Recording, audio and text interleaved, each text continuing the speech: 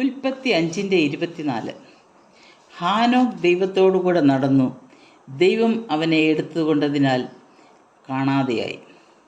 നടന്നു എന്ന വാക്യപ്രയോഗത്തിൽ നിന്നും വിവക്ഷിക്കുന്നത് ജീവിതക്രമം, ജീവിത രീതി അല്ലെങ്കിൽ ജീവിതത്തെക്കുറിച്ച് പുലർത്തുന്ന മനോഭാവം എന്നിങ്ങനെയാണ്. ഉൽപ്പത്തി 5:24 ഹാനോക്ക് എന്ന വ്യക്തിയെ പരിചയപ്പെടുത്തുന്നു. താനൊരു സാധാരണക്കാരനായിരുന്നു എങ്കിലും ഒരു വ്യത്യസ്ത വ്യക്തിപ്രഭാവം പുലർത്തിയിരുന്നു. ഒരു സാധാരണ കുടുംബസ്ഥൻ എന്ന നിലയിൽ ഭാര്യയോടും മക്കളോടും കൂടെ പാർത്തുകൊണ്ട് തന്നെ മറ്റാർക്കുമില്ലാത്തൊരു വ്യത്യസ്തത അനുഭവവേദ്യമാക്കി. മറ്റു വ്യക്തികളെക്കുറിച്ച് പരാമർശിക്കുമ്പോൾ അവരുടെ ആയുഷ്കാലം, തലമുറ ഇത്രയും മാത്രമേ രേഖപ്പെടുത്തിയിട്ടുള്ളൂ. എന്നാൽ ഹാനോക്കിനെ കുറിച്ച് പരിശുദ്ധാത്മാവ് രേഖപ്പെടുത്തുന്നത് ദൈവത്തോടുകൂടെ നടന്നു എന്നാണ്.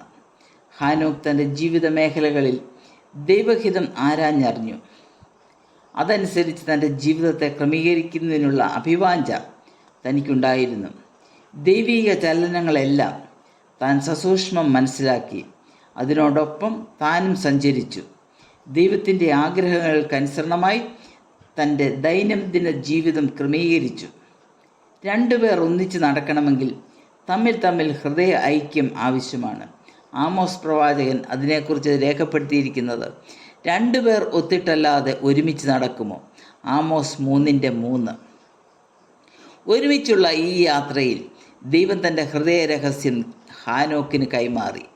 ദൈവിക വഴിയിൽ നടക്കുന്നവർക്ക് ദൈവം തൻ്റെ ഹൃദയ രഹസ്യം വെളിപ്പെടുത്തും. അബ്രഹാമിനോടുള്ള ബന്ധത്തിലും ദൈവം ഇപ്രകാരം ചെയ്യുന്നതായി കാണാം. ഉൽപ്പത്തി 18:17 ഞാൻ ചെയ്യുവാനിരിക്കുന്നത് അബ്രഹാമിനോട് മറച്ചു വെക്കുമോ? ഹാനോക്കിന് ദൈവം കൈമാറിയ ഈ മർമ്മം നൂറ്റാണ്ടുകൾക്ക് ശേഷം യൂദയിൽ കൂടി പരിശുദ്ധാത്മാവ് വെളിപ്പെടുത്തുന്നു.